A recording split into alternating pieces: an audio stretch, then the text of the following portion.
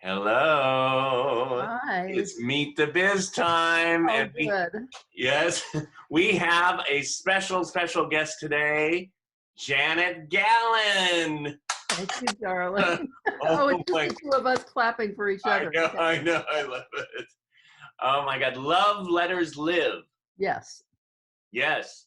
Well, I have to say, you are such a blessing in my life. Oh, And ditto. in so many lives, because you have given us tools to open up ourselves to live through Yes. letters. Yes. Yeah, yeah. So, So yeah, we're gonna hear all about it today, all about love letters. okay. So I want to thank you. Love letters, yes. There is always a lot to say about love letters. It's one of my favorite topics. It's one of my favorite things to do. But today, during this horrific coronavirus attack on humankind, we have more to say because there's some new frightening and unpleasant realities that are contributing to the importance of writing love letters. One reality is fear. We are living with fear. Another is an overwhelming sadness that so many people, myself included, from time to time, are feeling when I think about what is happening to humanity. And the other thing is, people don't have the energy, I have found, to do so much anymore. I talk to people who are friends who are early risers. They're up at 6 in the morning and they're telling me that they're sleeping late. People are sleeping late. And I think that is a result, excuse me, of emotional exhaustion. And then there is, I think, the worst problem, which is the blight of isolation, of being alone. It's damaging to our emotional and physical health, as we know, but we can diminish that harm, even though we feel the sorrow of what we're being denied these days because we can't have friends over and we can't travel, we can't go to the beach or the theater, we can't work at our craft. What do we do? Well, writing love letters or letters of gratitude, we'll just call them, will ease that isolation in a really miraculous way. It will bring friends and relatives right back into your presence. They will be sitting at the table with you. It brings us the company of those we love best, those we have loved in the past, and those we want to love. And why is that? Good question. Simple answer. Yes. Because bathing in the positive, even in grim times, will, you'll see, bring a smile to your lips, even out your breathing, relax your muscles. It will unclench your jaw. Yeah. And I'll tell you, I recently did a workshop with people on writing love letters to the dying. And I thought, well, people are they gonna come? Are they gonna be scared of this? What? They would have every reason, you would have every reason to think this is too grim a task to do. Nope, not Well, at let all. me let me tell you What? that you did that with me, with my aunt. That's right. I got to write a letter to my aunt. It That's was right. one of the most powerful moments in my life. And Yeah. to sit there and actually read the letter that I wrote right next to her, and it was such a connection. It was something I'll always remember. Oh, So thank thank you. you. Thank you for mentioning that because what happened is people filled up the tables, they sat down, and they were about to lose someone they love. I mean, how truly awful, how truly awful. But as they started to write, they started to smile. I heard people laughing as they were writing down memories. And yes, as I said, their fists unclenched, their faces relaxed. The truth of the matter is they were having a whale of a time. Yeah. And that is the truth about love letters. So we hear a lot about, oh, I don't like this one. We hear a lot about the lost art of writing love letters. Mm. Writing love letters is a lost art. Nonsense. And I would like to know who started that vicious rumor. It Right. is not, it's not a lost art at all. It's just admittedly in the hands of fewer of us, those who choose to do it. So a love letter is a gift designed by you for one person on this planet. Well, unless you're writing to a group of nurses or the fire department or, that. But as a rule, it is one gift. It is a gift designed for one person. And that letter that you write is in its own right a work of art. More to the point, it's a work of heart. It's Oh, your I love heart. that. That's right. Thank you, honey. It is your heart, to be exact, in an envelope on its way to someone you love. So let's talk about what a love letter is, who should get one, and why, when emailing and phone calls are so easy to do. So, what is a love letter? A love letter is your truth put to paper in the most compassionate and loving way possible. Yes. And you have to think about this sometimes. You know, the planning, we'll talk about that. A love letter is your best self put to paper. And what, you may ask, is your best self? I say that your best self is the part of you that sees the best in others and is dear enough to say so. Someone difficult in your life? Yes, we've all had difficult people in our lives, or people who were difficult at times. And let's admit it, sometimes we might be those difficult people. And so, yeah, for sure. So, my mother used to tell me as a kid, don't ever throw away people for being difficult, because if you start throwing away people, if people who are difficult get thrown away, you may be the first to be tossed. That's kind of a good thing to remember. Yeah. Anyway, so with the difficult people, yes, you have to sift through the garbage to find the nuggets of gold, and it is so worth doing.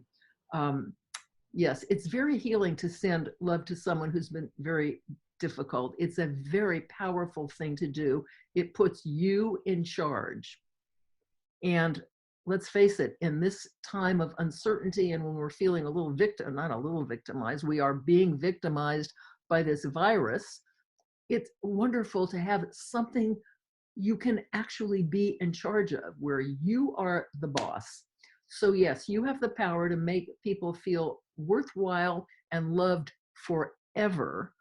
So why not do it? Now, let me say that a real love letter, in my opinion, different from journaling and other things we may do that are all worthwhile, a real love letter is something addressed, stamped, and mailed. I start by addressing and stamping the envelope first, and it sits there next to me on the desk or wherever I'm doing this love letter. And I'm going to tell you why. Because, truth be told, that demon procrastination is always waiting for me, just lying in wait. And I get distracted. I drop a project. But for some reason, and I have asked so many people this and seen it at my workshops, for some reason, once you put a 55-cent stamp on that envelope, you do it. You stick to the task, because I don't know, people throw a buck or 50 cents away here or there. They don't think anything of it. But you, you put that inexpensive little stamp on an envelope, and you will not end up throwing it away. So some of you, I want to talk about the envelope, because some of you may remember, be too young to remember actually, what happened on that envelope in days of old. We used to, and others of you will remember, I hope, we used to put on the envelope SWAK, sealed with a kiss. Deliver, D-letter, D sooner, D better. All kinds of, did you ever get one of those? No. Well, you're too young for this conversation, but stay tuned. Oh my gosh. And a stamp upside down meant I love you. And when you were getting a letter from some guy that you were crazy about, and you saw that stamp upside down, the world became a perfect place. I didn't know this. So you had little secret kind of. It was all part of the communication, because that envelope is the first. It's the first indication. It's the first part of the love letter, and I'm going to show you something. Yeah. You can't go right now to the post office and wait in line with people and buy stamps, of course. But they will send them to you. You can order them online. I'm going to show you a couple. How's this? Forget me not. Oh. Love. I mean, let's see the love. Yeah. Oh, nice. I like that. There's someone for everyone. There are cultural heroes like Wonder Woman, Wonder Woman. And I will tell you that I've met a few of you, and I know that you deserve a Wonder Woman stamp on your envelope. Here's Elvis Presley. Oh yeah, yeah. Everybody loves those, I think. Here is, okay, you know who Oh those yeah. people are. Here are the Star Trek people. For those people who are just, real Trekkies. And look at this one. I just celebrate. I think that is so gorgeous that I bought myself 4 sheets of them. But here is something that is so unique for the athletes in your life, for those, kids who are playing soccer or adults who are playing soccer, for the football players, for the baseball players, and the golfers. And look at these gorgeous round stamps. And if that isn't a message on your envelope that I have considered who you are right from the start, then I don't know what is. So it's wonderful stamps. They're such little works of art themselves to go on your work of art. Okay. So who should get a love letter from you? Good question. You're not obligated to write a love letter to everyone in your life, but if you want to write a love letter, and I have found in talking to people over the last, 12, 13 years I've been doing this, everyone has one lurking. They just haven't done it yet. So if you want to write a love letter to someone, there are ways to do it, and there are ways to write a knockout love letter instead of an average one. And I want to tell you that a love letter that says something like "you're so special" doesn't mean anything. The Right. reasons you're so special mean the world, and we're going to talk about that. So a love letter is about the other guy, not you, not what you did last summer, not what it's about the other guy. Can you talk about yourself in a love letter? Yes. If what you're saying is how smart or beautiful or worthwhile you feel in that other person's presence because of his or her qualities, well, that's talking about yourself, but it's really a tribute to what the other person evokes. So are most of these love letters romantic? No, not at all. Uh, some are for sure. And by the way, if this is the first time you've ever told someone "I love you," well, those 3 little words, that's a long enough love letter, perhaps. And but most love letters are for friendship. They're for making promises meant to be kept.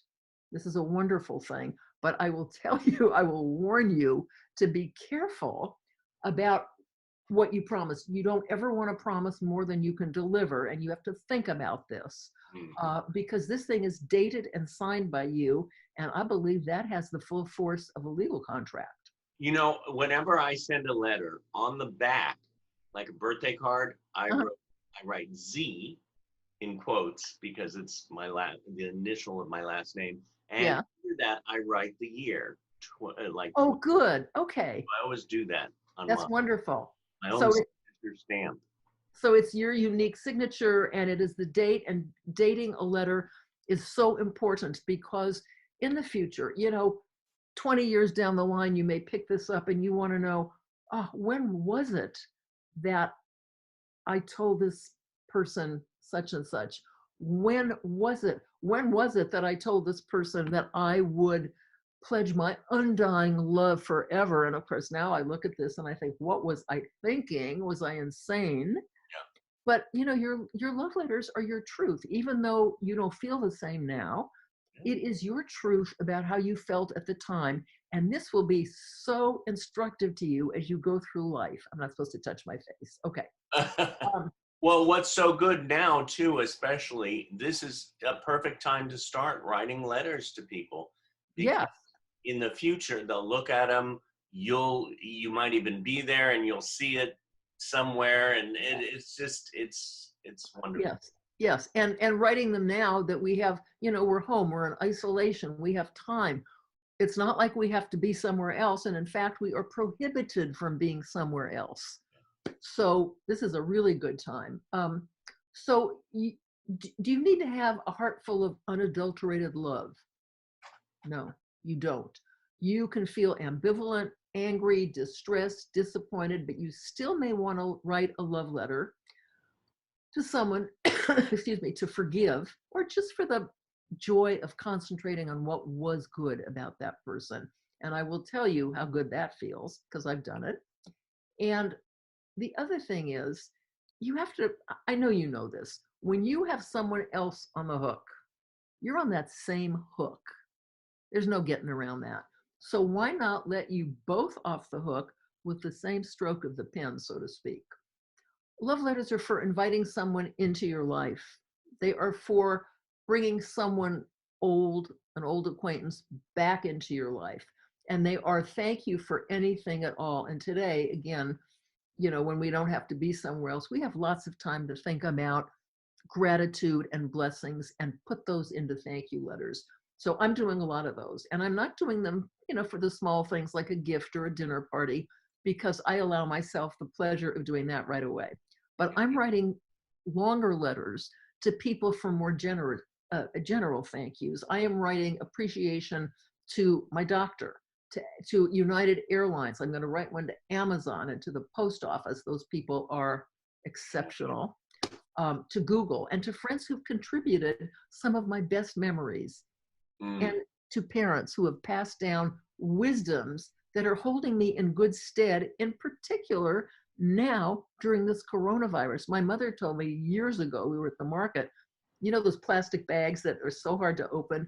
So you go like this, and then my mother said, this is like don't touch your tongue with your fingers. Yeah. Touch a head of lettuce that has moisture on it. Yeah, but who gets that lettuce? Well, somebody goes home now and washes it. But the point is, you know, it's like keeping your fingers out of your mouth. Exactly. My father taught me when I was about 6, they're each going to get a letter about this, Yeah. how to wash my hand. You hear a lot about hand washing right now. My father was a surgeon. And when I was about 6, he taught me how to wash hands properly when I came in from playing. And that was, you know, 20 seconds up to your mid-arm and then a nail brush. Well, he's getting a letter of thanks for that little wisdom. Janet, What?